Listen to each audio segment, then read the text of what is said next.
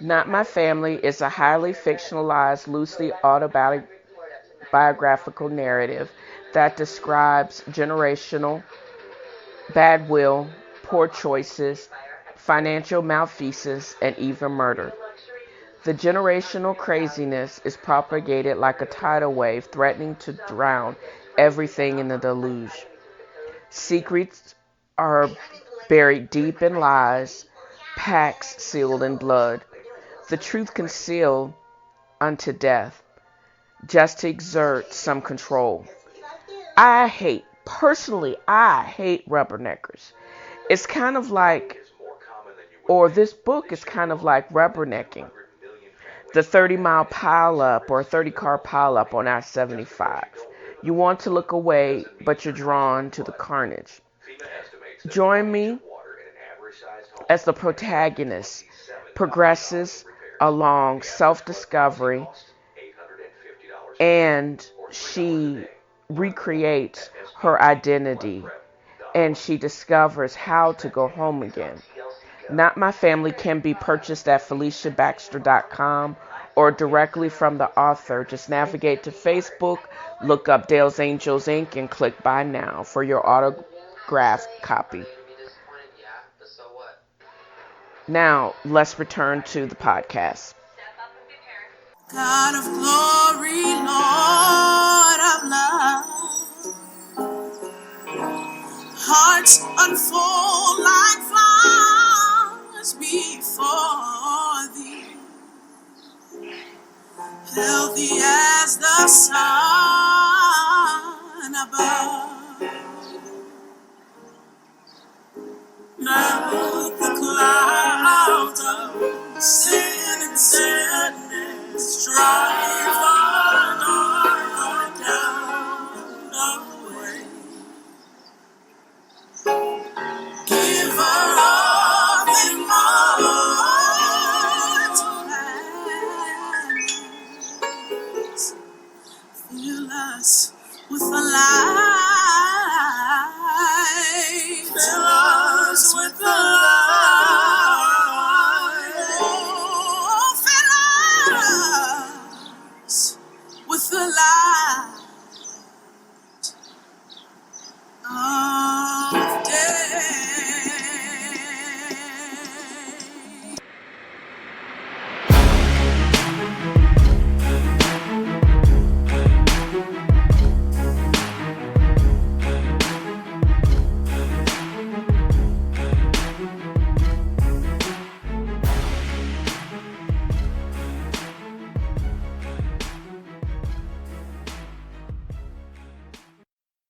Hello, welcome to another episode of TNFro Is Reading. Hi, I'm your host, Felicia Baxter. In this week's episode, I'll be going over my itinerary per usual, talking about Black Excellent and just National Cool, who I'm giving invites to the barbecue, as well as just the side eye. Seems to be a rash of people that, even though I don't really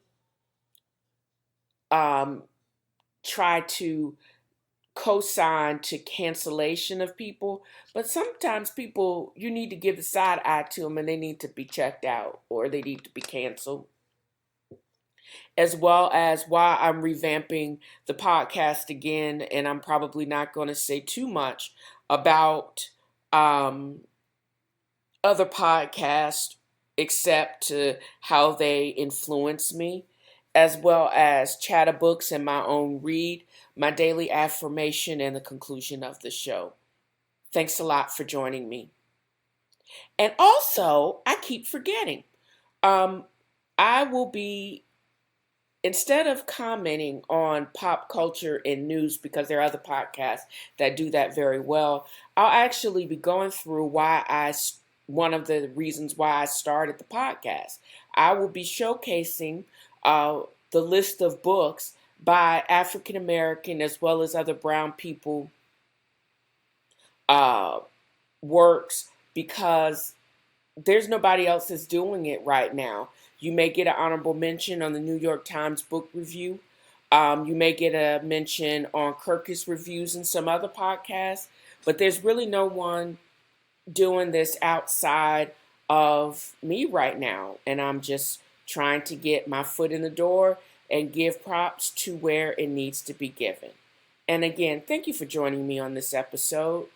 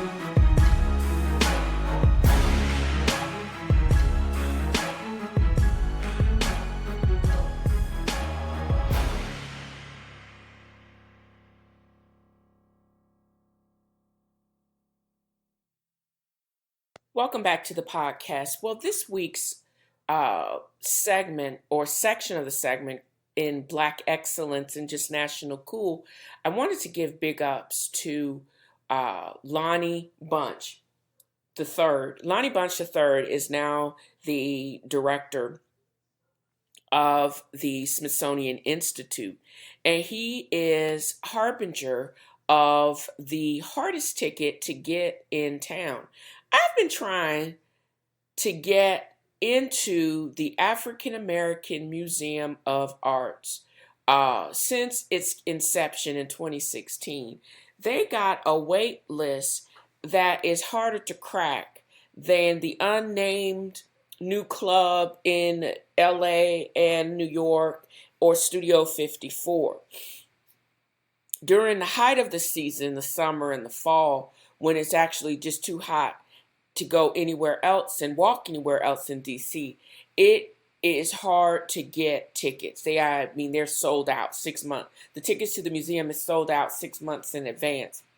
During the off season, like this time of year, you can actually just basically walk in and basically see things like Chuck Berry's Candy Apple Red Cadillac, as well as the guitar that he wrote Lucille on. Was it Lucille? I couldn't remember what he stated that he wrote that guitar on. But also, I did not know that they had an antiques roadshow like tour to gather artifacts for the museum. I had no idea that even though it opened in 2016, they had no funding, they had no staff, but it still has become one of the most sought after museums to get into and to visit, probably on par with the Hope Diamond, you could say that. Over 6 million visits a year, I believe they said on CBS this morning. And it is an honor to be able but this guy, this brown brother, has the honor of not only conceptualizing that museum, but he also runs probably one of the most well-known institutes in the world. And I had no idea until I looked up his book, A Fool's Errand, Creating the National Museum of African American History and Culture in the Age of Bush Obama and then Dump Trump. The Smithsonian has its own publication press, but when you think about it, they put out all these great books for history nerds like myself, as well as their Smithsonian magazine, which actually has a print as well as online version. Great graphics, great copy. And so they published his book, it dropped, and I have added that not only to making him giving him big up in Black Excellence, but I've also added him to my newly revamped list.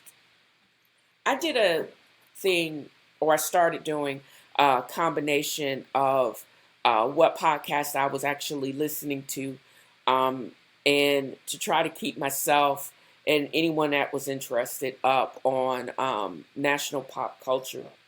But then last week I realized if you really wanted to know the details of those podcasts, a lot of the podcasts do a very good job of being gossipy and uh, giving you the entertaining news of the day, whether it's the donkey of the day, like I really like in the Breakfast Club, or the gossipy side eyes that I've gotten from the read and from, I think it's Jade and XD and Medium Popcorn, as well as several other, Ratchet and Respectable. There are so many podcasts that are hosted by Black and brown people that are just pretty much they represent freedom. Oh, and also the Black Man Who Tips. I get What I Should Be Reading so much from Rod and Karen. One big shout outs to them because they're right in Charlotte and they produce and direct their own show. The Read, which is produced in New York City, and Jade, and I think it's XD, and the CD Effect, all out of Brooklyn.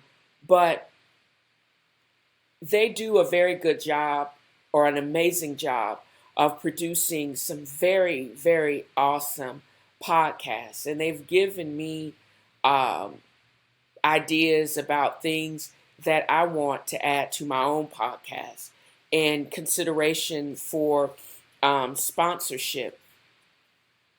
And I had to go back to why I created the podcast from jump. It was because I was so bored in Kentucky and I had nothing else going on.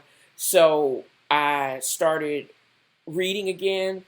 I wanted to talk about my own book as well as what I could do for positive entertainment.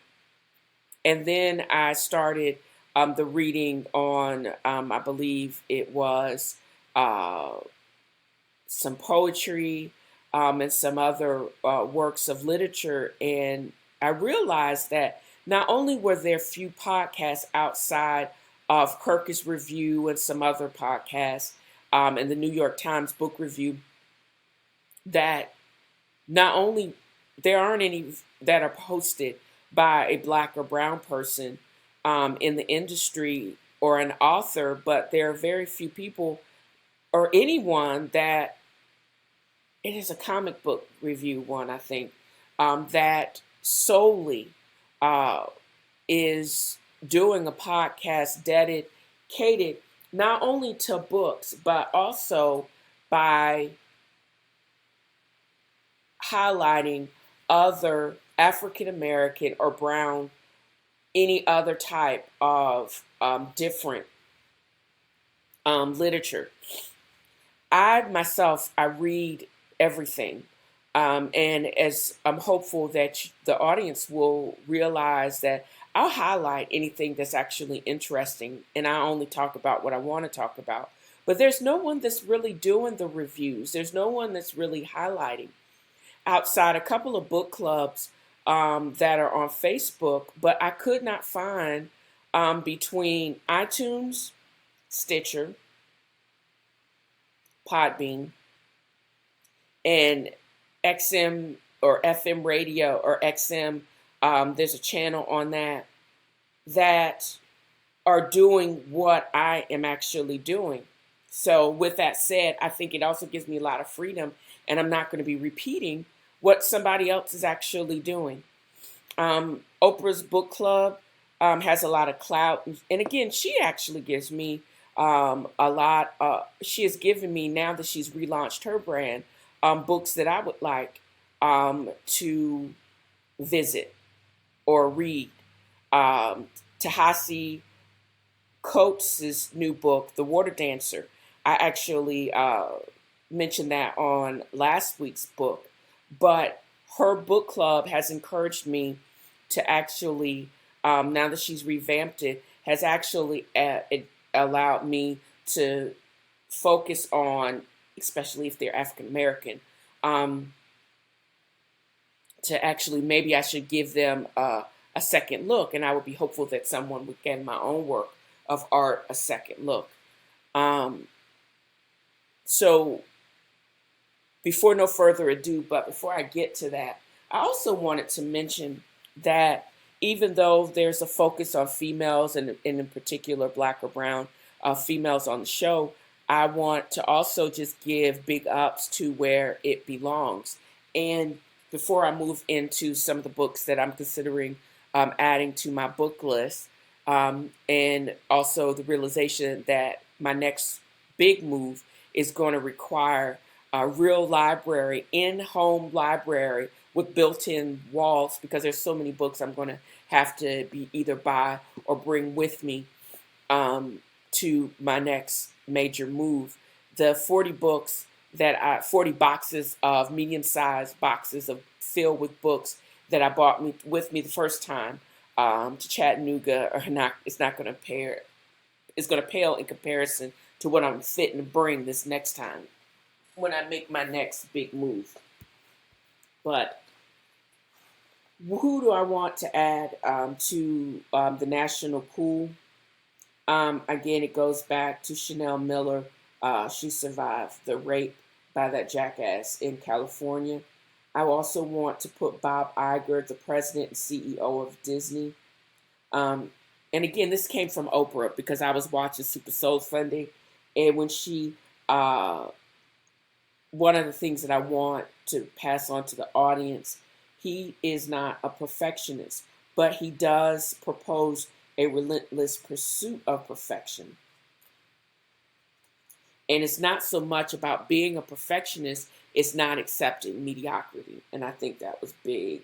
That was huge. And then as I move on into showcasing those books that may not get equal time on the New York Times book review, I wanted to mention Lonnie Bunch's book, but also there is a book about how we fight for our lives, a memoir by Said Bryant Jones. And again, it's survival in a very difficult inner city kind of circumstance. And it says, from a young age, growing up in the South, Jones believed that being a black gay boy is a death wish. And truer thing never said, because even now there seems to be something hunting our LGBTQ community. In his memoir, which begins in the late 1990s, he announces a complicated relationship with his mother and the lingering wounds of his childhood, but the book is also a sexual coming-of-age story, giving a clear-eyed look at his relationships and romantic encounters. There's also Self-Portrait in Black and White, Unlearning Race, that's going to be dropping October 15th by Thomas Chatterton Williams. I basically got that suggestion from Top Books to Watch in October from the New York Times Book Review. The author, the American son of a black father and white mother, grew up in striving to learn and perform his race, like a teacher's pet in an advanced placement course on black masculinity. After moving to France and becoming a father to children who could pass for white, he is forced to radically rethink his conception of race.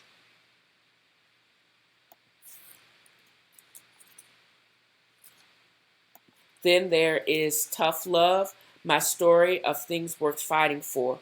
This is by Susan Rice, by Simon & Schuster. Her book is supposed to be dropping October 8th. Rice, a former UN ambassador who was President Barack Obama's national security advisor, reflects on her decades in government, her upbringing, and her family life. She's a descendant of slaves and Jamaican immigrants. She also writes about the 2012 attack on the U.S. mission in Benghazi, Libya, which became a career-defining episode and one in which may have lost Hillary Clinton her race for presidency. You hear me swallowing?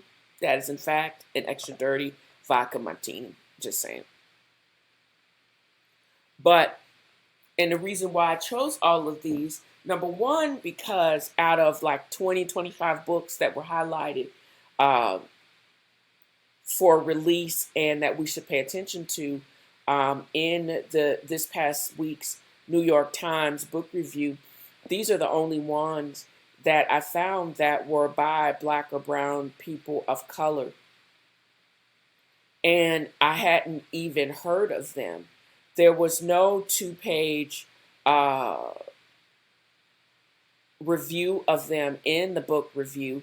There was no attention given to them on the New York Times podcast, and I know they have limited bandwidth about who is doing the review, but also there's not too much beyond a few paragraphs or a few words that I actually mentioned in my own list. But it also has given me maybe this is a way for me to revamp my book club. And if I could assign a book to one of my friends, would they actually read it and be prepared to talk about it like they actually do on the New York Times book review? I think they actually would, and it would be an actual honor. And if I gave them the book in, gave them enough lead time and give them time to actually read the book and just be able to talk about it, this would also have to give me time, because I think I would actually have to read the book myself, or at least some type of synopsis of it, to be able to have an intelligible conversation with the person. Also, contacting the publishers and seeing if I could get a publisher's copy of the book for review on the show. I think that would also be in itself very informative too. So that's probably what I'm going to task myself in the upcoming weeks. The books that I've actually mentioned in this segment, contacting each individual publisher and see would they be interested in me getting a copy of the book as far as for review purposes for the show. I think it would be a good idea, and it would also be good press to get their book out there and get people talking about the book if I could get it as showcased within the book club. I mean, come on. And then go from there and I get a free book. So that always is a plus, right? Well, as I become more and more and I get paid more and more to work, I get to practice my craft in many different ways. I've published my own book, I update my blog, and I also publish this podcast. But what's going to keep it all moving smoothly is when I get other paid assignments. Well, I wrote this copy for a very useful cleaning device that I first became aware of when I stayed with a colleague of mine in Chattanooga, Tennessee.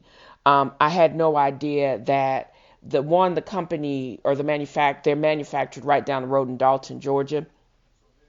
But it's a great, a very perfect addition to any cleaning buff or OCD person.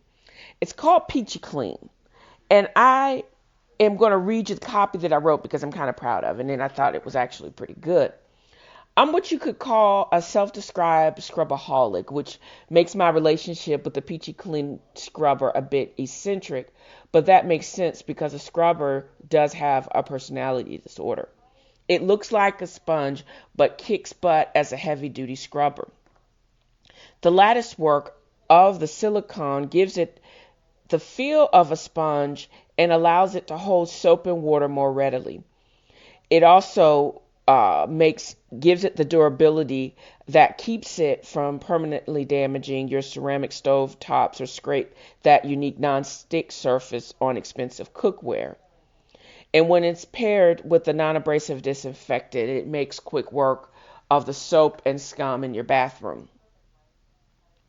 And you ever notice that stench emanating from that sponge, like the dust from Pigpen and the Peanuts cartoon? It's the perfume made up of the byproducts of mildew and pathologic bacteria that are having a love fest in the sponge. The bacterial brothel, yes, I stole that from a different writer, raging within those holes and crevices of traditional sponges that make them absorbent are the condos of salmonella, slime-causing, smelly, dangerous organisms. But the Peachy Clean Scrubber with that silicone matrix allows it to scrape off burnt food and particles, rinse away pesticides, all without leaving a sticky film. It is one of the best on the market and economical, with benefits of durability with pots and pan scouring, but also soft enough not to scratch up your delicate surfaces or bruise your fruit and vegetables. Repeat cleaning will get you about 2 or 3 months of odor-free, heavy-duty usage. It's so reasonably priced that you'll easily be able to replace it. And literally, it's locally sourced, y'all. It's right down the road from Chattanooga in the state of Georgia.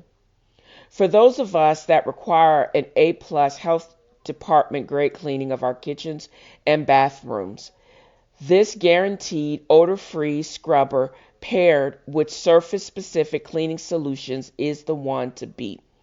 So join other scrubberholics as we keep it clean and keep it fresh with Peachy Clean Scrubber. Now, back to the podcast.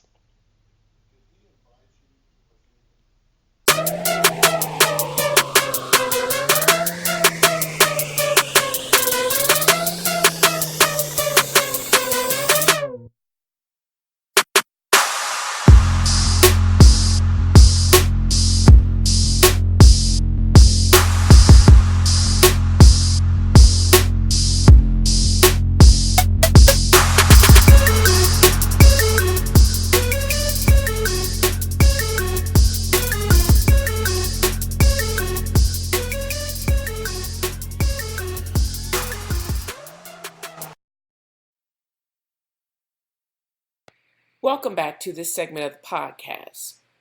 Invites to the barbecue as well as a side eye and cancellations. Listen, I started this part or segment or part of the podcast because there's so much information and misinformation about who is running for who is going to be the Democratic candidate for presidency.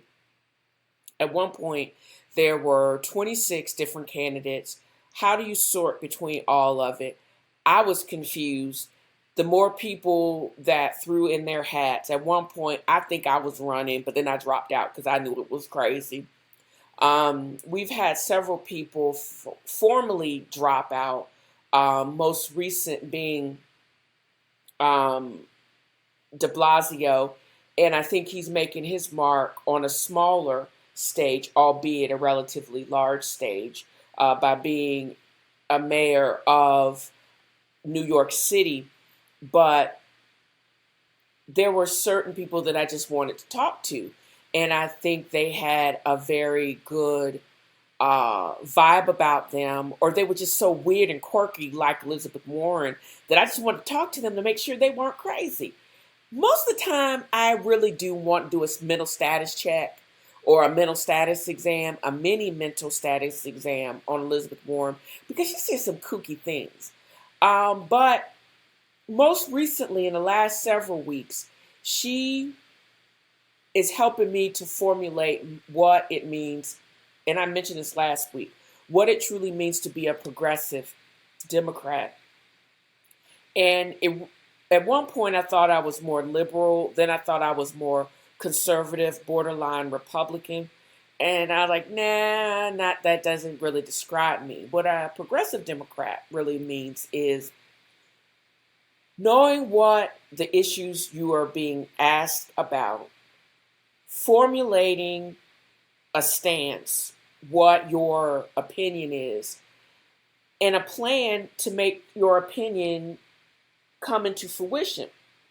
And a progressive Democrat will say, this is my plan. What do y'all think? It don't work for y'all? Okay, let's talk about it and let's make it work. I think I like that standpoint.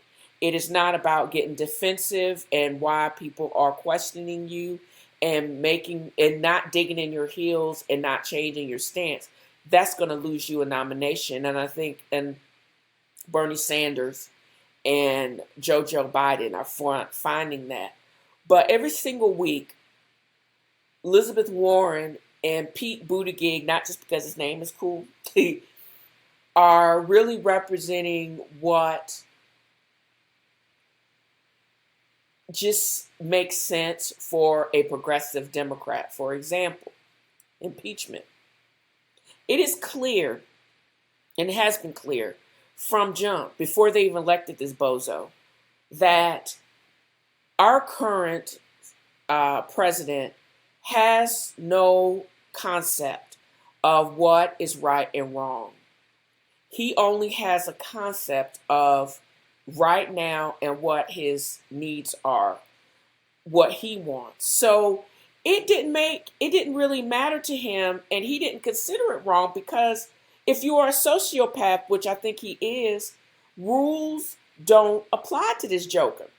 He said it back in 2015, 2016. Again, why are y'all tripping?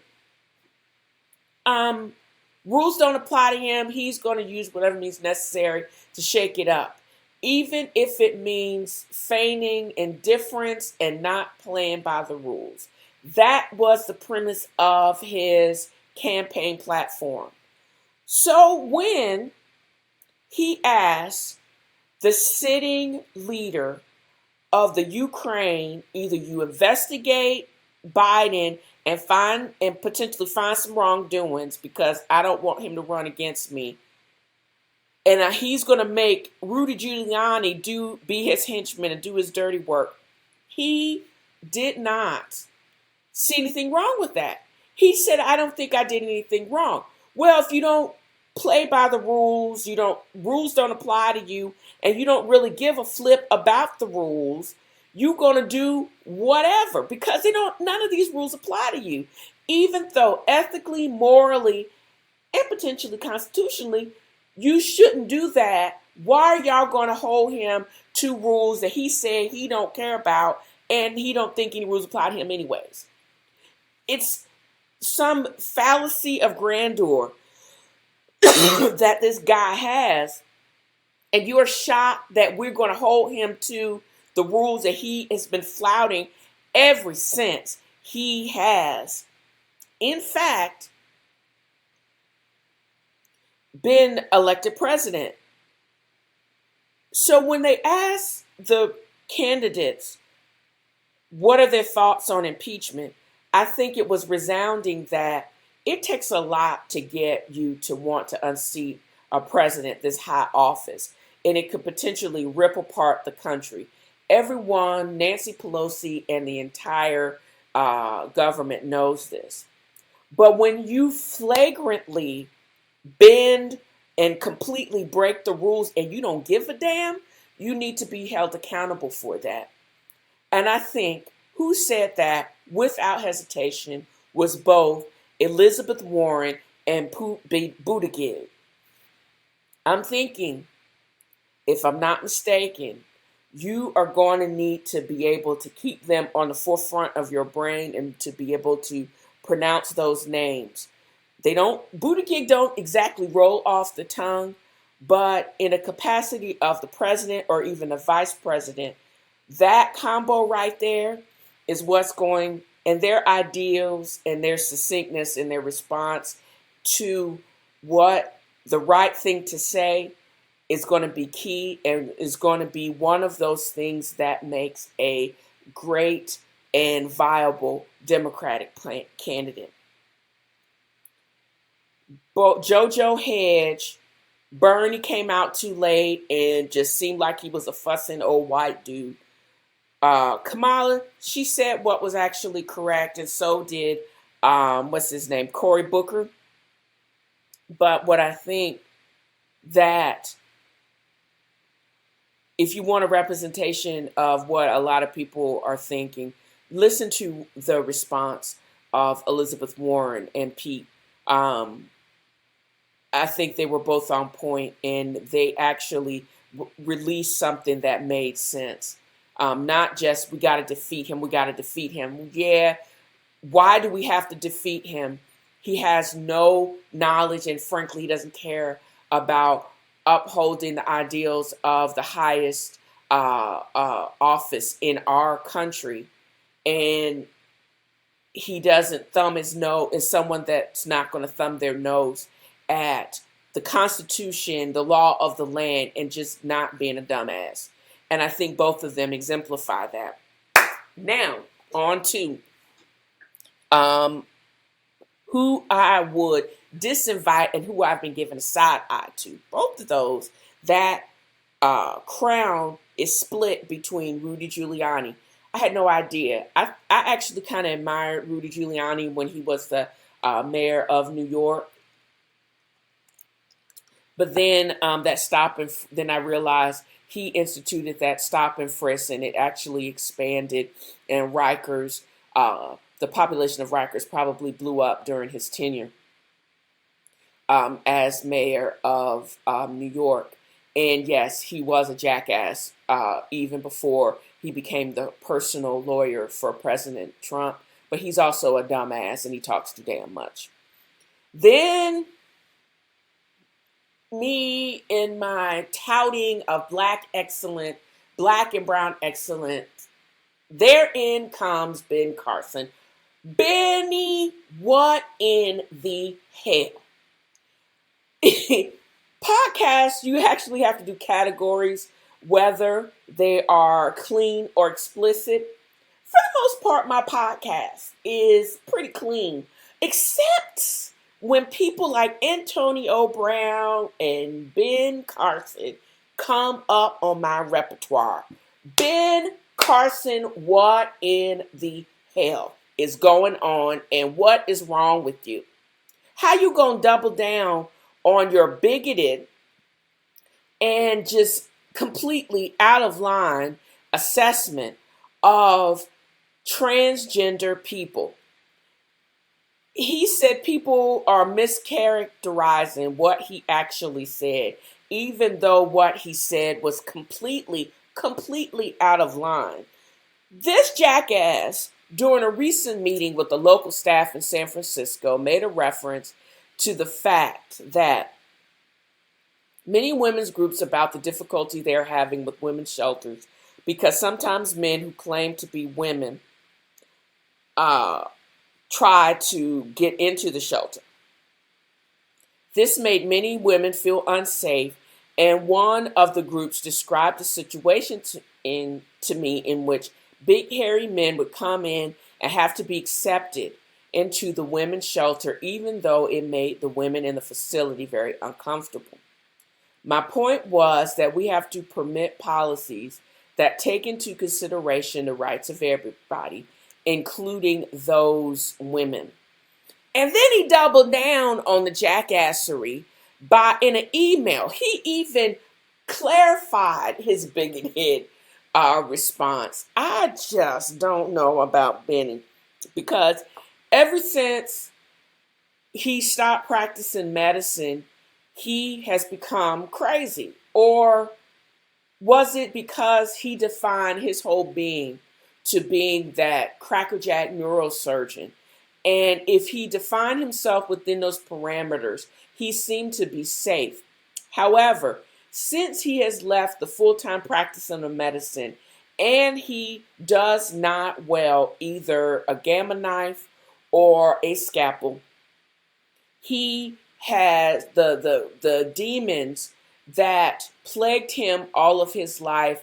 And now that he has a chance to pile on the marginalized and those that are deemed as different, now that he's a big time doctor and now he's head of the HUD, he gets to reverse the same bigoted and backwards views of people that have marginalized him and beat him up ever since he left the tenement.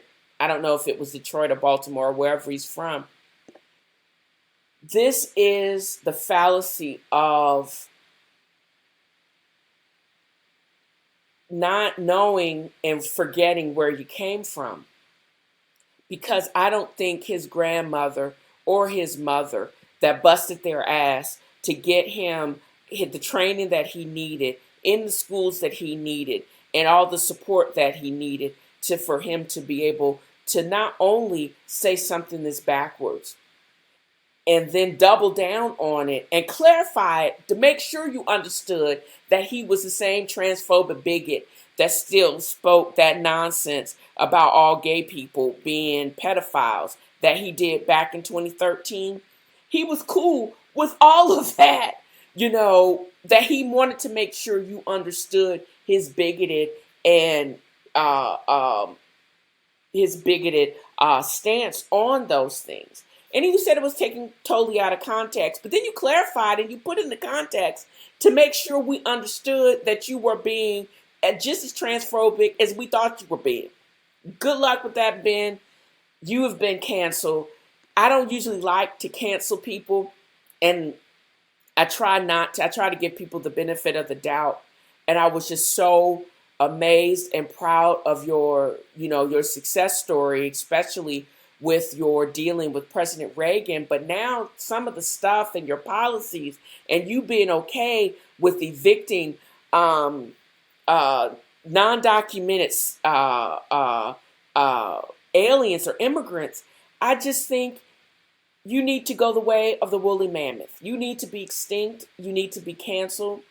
And you need to be held accountable as well as an enabler of the biggest bigot and grand dragon that we have in the White House right now.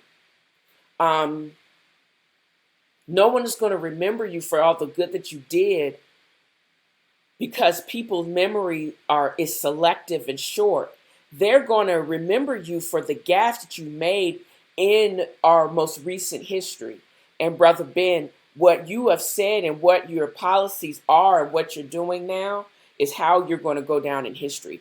All that nonsense for what you built in your practice, your neurosurgical practice, ain't nobody going to remember any of that shit. What they're going to remember is this dumbass shit you're doing right now. And it's all on you, brother. It's all on you.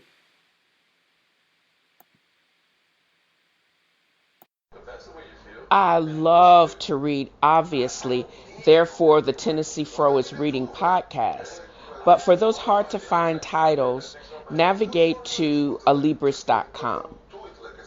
Alibris.com is chock full of hundreds of thousands of titles at a reasonable cost. So navigate to alibris.com/TNFro for those special deals. Plus, you can also navigate to dalesangelsinc.com and check out updated daily deals at your pleasure. Now back to the podcast.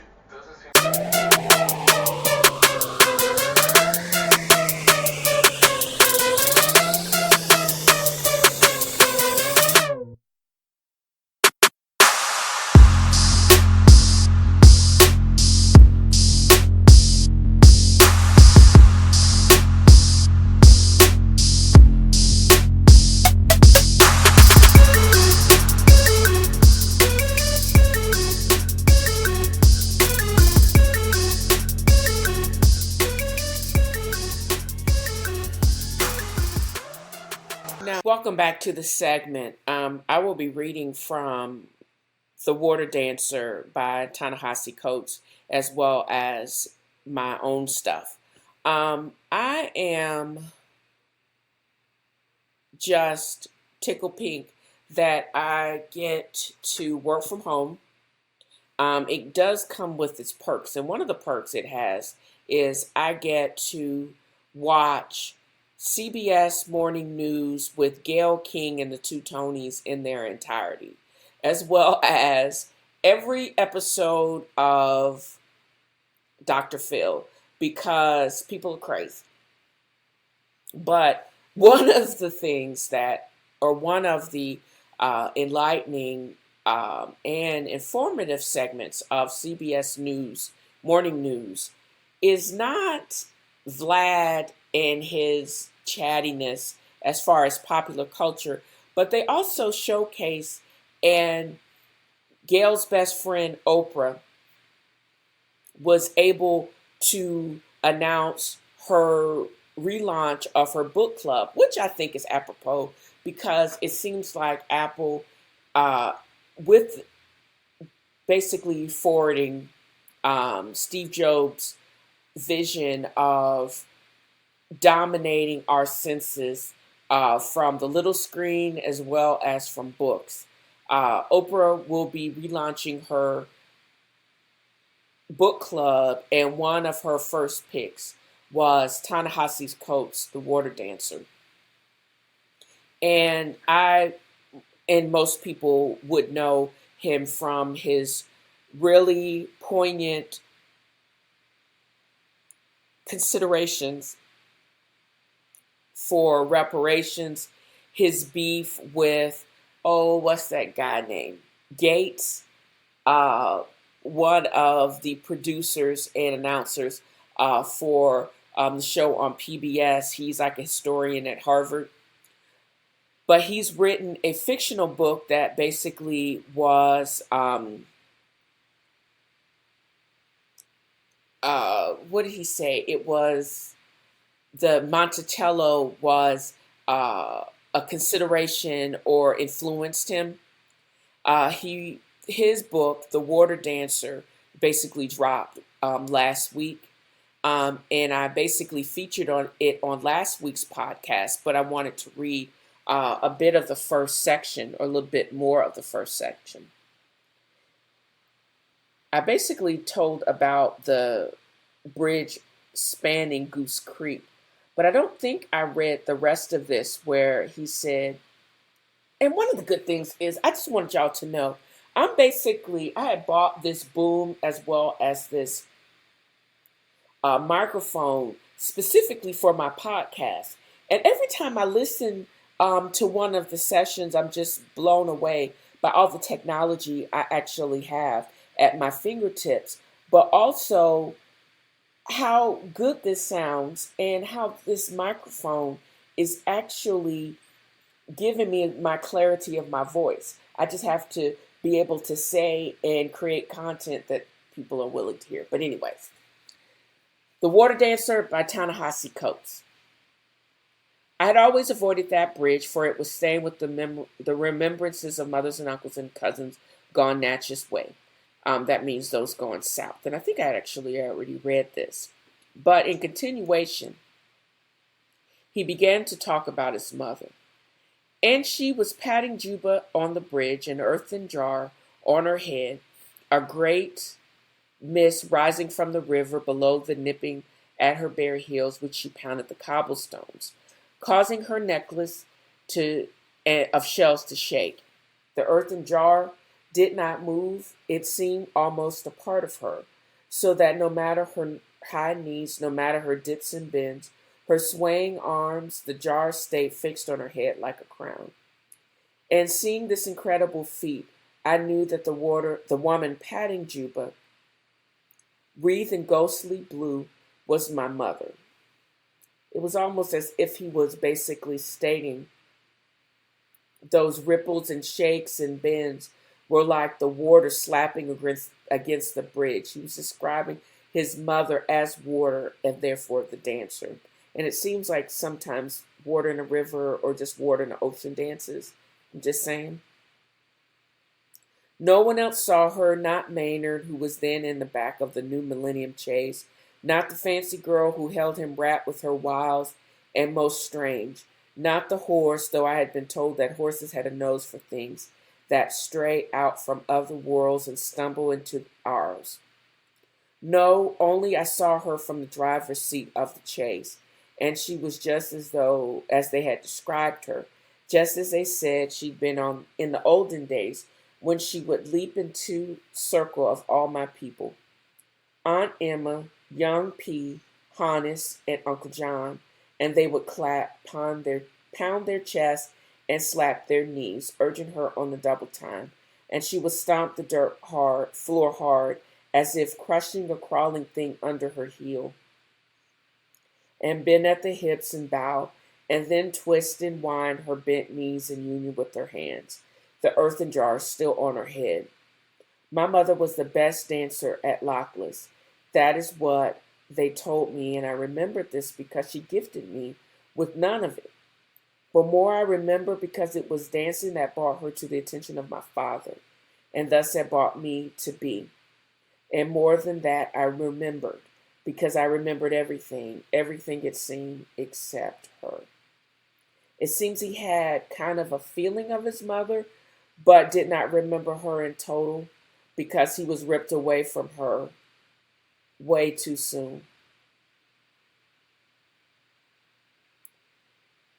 It was autumn now, the season when the races came south. The odd afternoon Maynard had scored on long shot thoroughbred and thought this might at last win the esteem of Virginia quality he sought. But when he made the circuit around the great town square, leaning back, way back in the chase and grinning large, the men of society turned their backs to him and puffed on their cigars. There were no salutes. He was what he would always be, Maynard the goof, Maynard the lame, Maynard the fool, the rotten apple who'd fallen many miles from the tree. He fumed and had me drive to the old house at the edge of our town, Starfall, where he purchased himself a night with a fancy, and had the bright notion to bring her back to the big house at Lockless.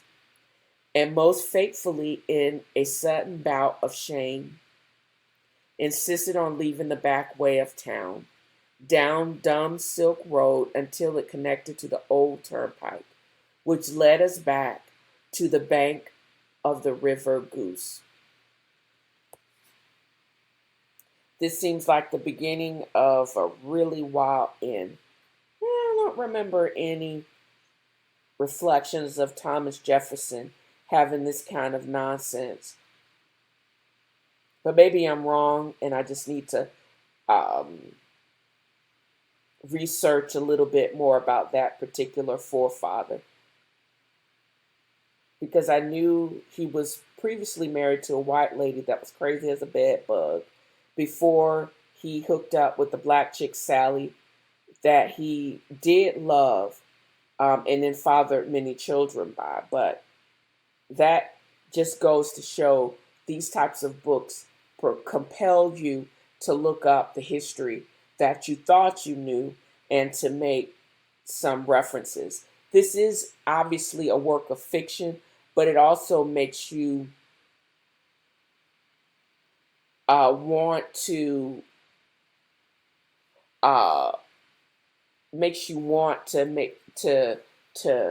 confirm some things.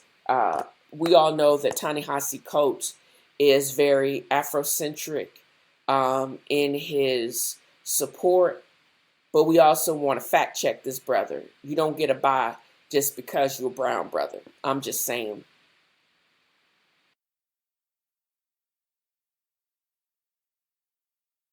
So this part, or my own particular read, has to do with a little ditty that I call The Making of Westward Fro. This particular piece was actually initially was rejected by Vocal Plus, a platform that it basically monetizes blogs, and it's a relatively new platform, but I had this piece was resoundingly rejected by Vocal Plus a month and a half or 2 months ago. And I'm not sure if I read this because I've since added to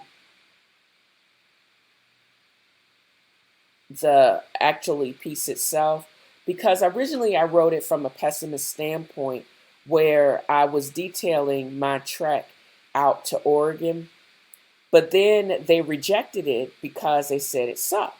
And I realized the reason why it sucked is because it was very negative. So I basically rewrote it from the standpoint of the trip that I wish I could have taken. I added in having the time to visit Yellowstone and Mount Rushmore, and just being tuned in and making the most of my time in Oregon as if I did not work as a nocturnist and I had more time to experience the beauty of that particular state. So I'm going to take this up after the Beverly Hillbillies um,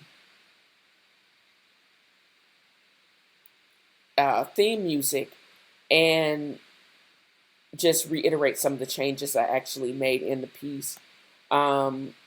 This will be my first foray into tiny living with a twist, because I would pull a truly DMV approved vehicle without the restrictions of the tiny home that most people would know.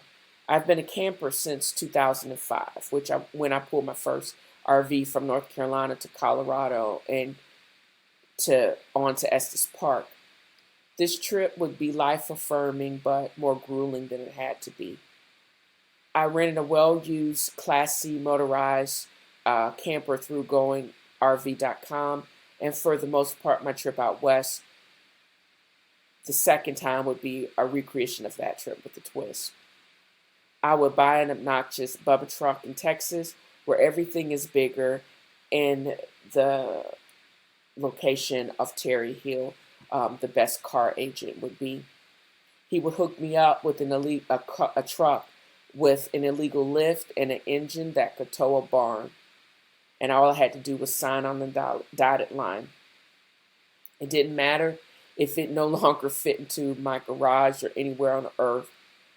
You just buy the travel trailer, get a hitch that could tow up to 15,000 pounds with sway control to survive those winds with the tip warnings across the plains, and get to getting. I would buy a travel trailer refurbished through Holiday. It would have an amazing kitchen, washer dryer, retractable table, upgraded bath, and a memory foam full mattress, and a motorized hitch for easy connection with that sway bar for stability. And it would be my true home on wheels. If you're going to buy an RV that you're going to live in for a while and you're not going to resell it, ball out. Make it your soul piece. Make it your home.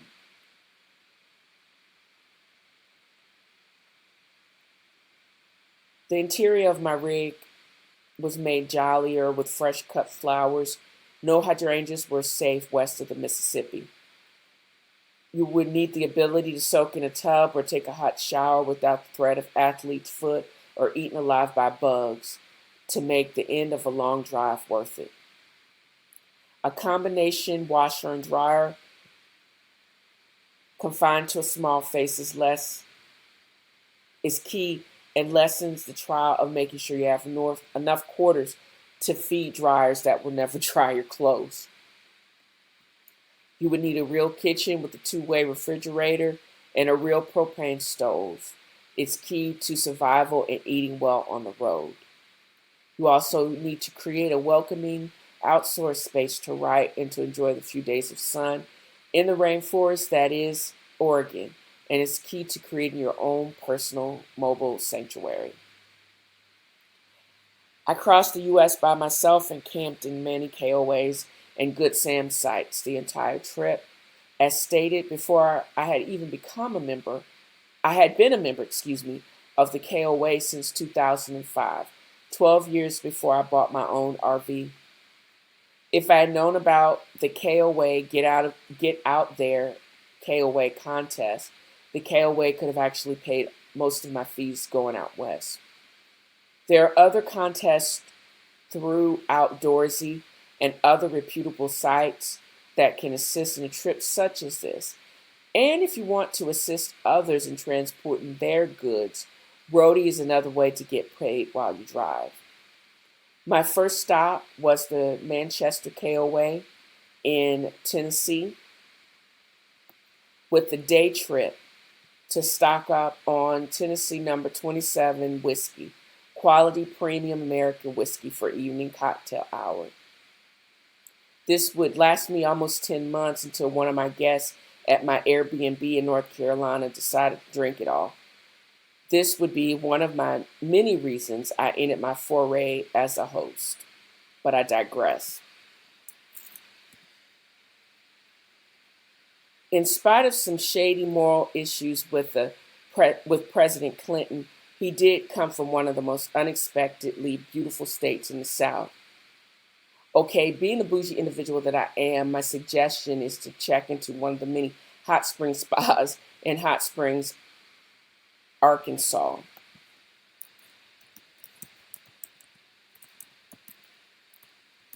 With the Arlington, one of the many spas on Bathhouse Row, and check out the pools of Hot Springs National Park. You may actually hear me typing in the background. It's because I'm actually changing this copy to hopefully be able to post it on Vocal Plus within the next couple of days. Just saying.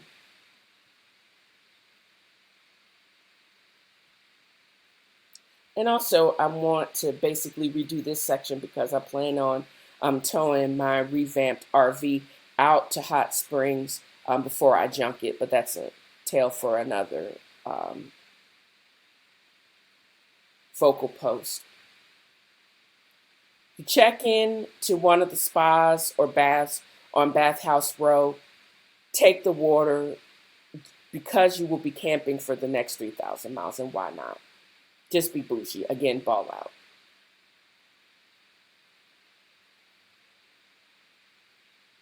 Once I left Arkansas,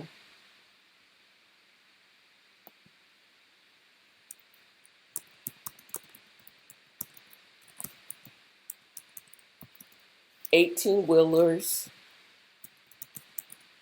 would not be my friends, but I would enjoy the beauty of the interior of the U.S. I will know what exactly a tip warning is in Wyoming. You could get winds gusts up to 60 miles per hour rolling across the prairie that have been known to tip over those 18-wheelers. You're at the mercy of Mother Nature, but you appreciate the vastness and the power of the Creator. You truly experience big sky country, and I never experienced there. Big sky country, and I would changing this as I speak. And I would get to experience wind combines that were taller than most buildings in the Southeast. And I would also get why my first iteration of Westward Fro was actually rejected by Vocal Plus, because it kind of sucked. But anyways, there were hills and rock formations. There's just such a majesty and beauty to all of that vastness. Don't rush. Take the time to enjoy big sky country in Wyoming and enjoy impressive sunsets. I would also see one of the last beautiful sunsets before I would get almost stuck.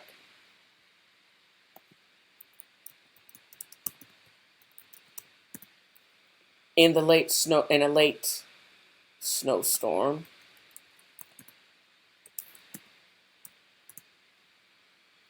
and learned that my large tires with the 35-inch wheels were indeed snow tires, and that really didn't require chains. At least that's what the chain tech told me at the chain station outside of Reno.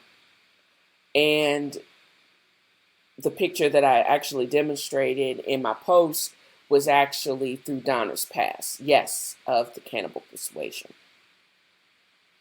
My strong suggestion that you would leave late enough to go north and hit Yellowstone National Park, visit Crow Nation, Mammoth Springs, and camp in Mammoth Springs campground. And I still thought I had, but I didn't actually. I need to insert pictures of the Crow Nation in this segment of the post. I drove through snow and gully washes through Sacramento, and finally a rock slide outside of Sacramento to visit and drive through the giant sequoia. Yes, my truck may have been a little big to get through it, so I would have to drive around. And the picture that I showed was of a Ford truck in the Chandler tree, but it wasn't my truck. I kind of drove all through around that. And I would also be able to camp in the Journey KOA Redwood Forest, with pictures of Bisla in the woods. There is a solitary existence that you think you want, but by traveling and camping on your own, and it's you against the elements.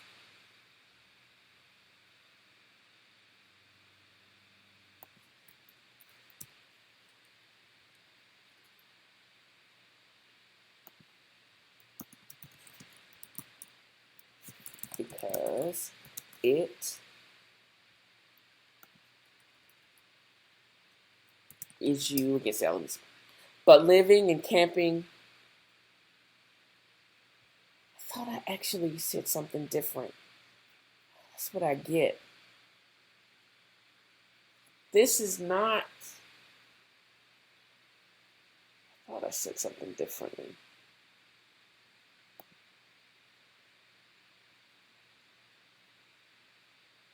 That's what you get when you actually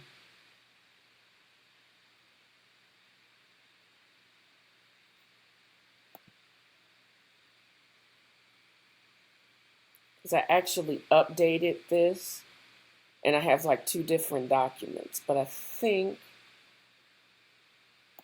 I'm going to just copy this, Command C, and open up this other document, because I think, actually, no, I said this shit better.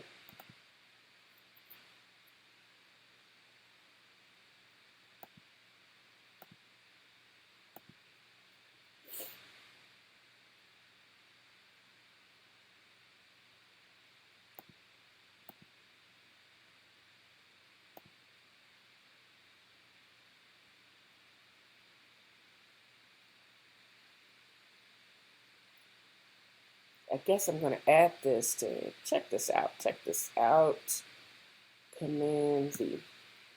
All right, so I'm going to see how this sounds. Let's see. There's a solitary existence that you think you want by traveling and camping on your own because it's against the elements, but living and camping in an RV, don't know what that freaking means because I think I said that better.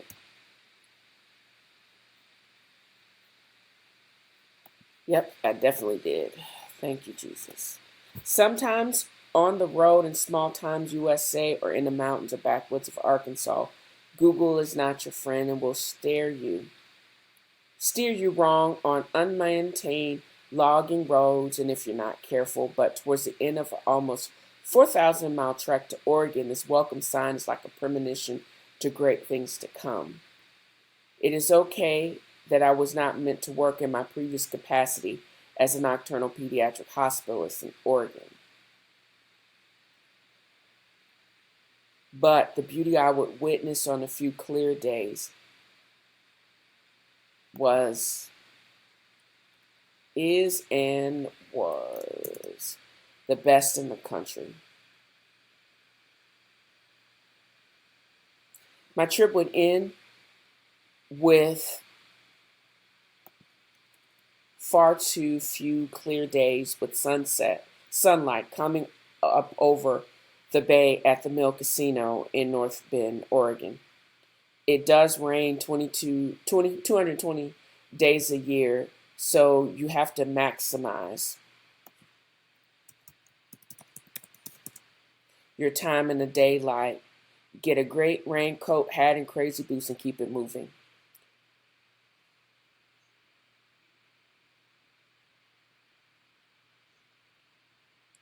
Maybe because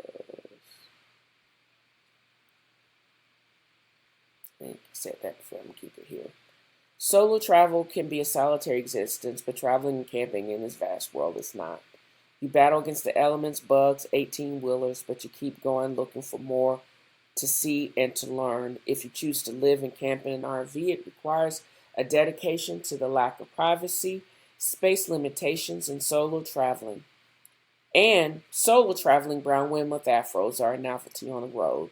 Embrace the community of vast like-minded individuals,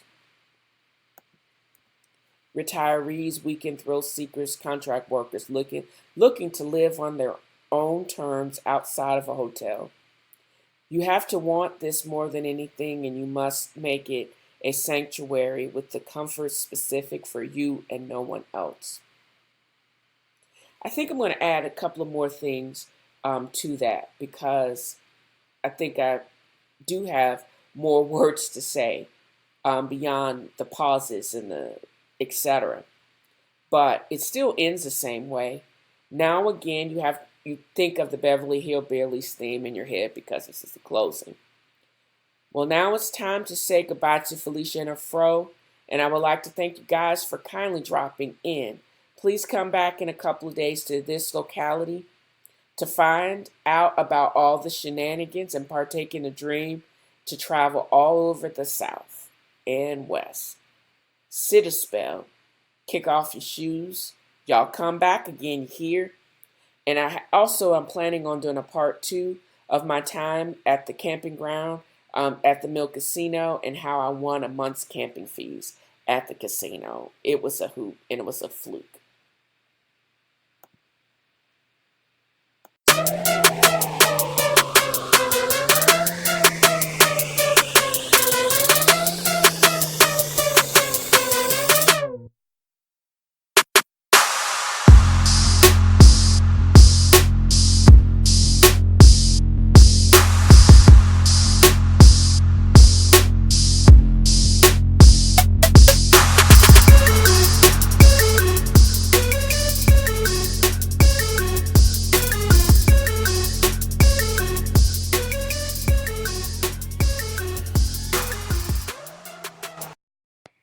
All good things must come to an end, and that is what I firmly believe as far as what I'm discussing right now. I have had the pleasure to create my own entertainment. I used to talk to myself, as my family used to say, as a kid, and now I record it and I post it as a podcast. I wish all weird kids like myself would have had the opportunity to do something similar to this. I'm glad I was listening to The Breakfast Club when cranky old Charlemagne the God was speaking about Unlearn the Poet, and they featured him on one of their podcasts, because I don't think I would have, maybe I would have eventually come across his book, but I basically came across at a time of my life where I needed to have focused positivity. And his book, Unlearn, and its attribution or contribution to what I consider my daily affirmations have been monumental. And I think it's also projected me and keep pushing me along the path that I think I actually have to go. Again, I have a job that I actually like. I get to work from home, and I also get to create from my house. And I get to use all of this technology for positivity. In particular, I have Unlearn on Kindle, and it also contributes not only to my daily writing of my affirmations, but also to a very important part of my podcast where I get to share it with my audience, small as it may be for now. And one of the things I'm going to continue to verbalize from Humble the Poet is he basically states, this shit doesn't get easier, we get stronger. I refuse to be locked in by a prison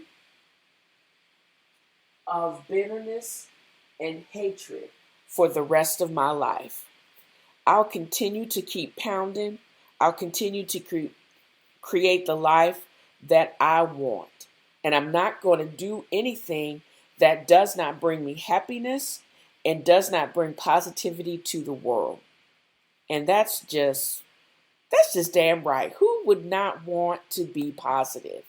That's the end of this week's segment of TNFro Is Reading. I'm hoping you enjoyed the ride. Please join me next week as I bring you more readings from The Water Dancer and my own stuff. I'm still considering rewriting my own book.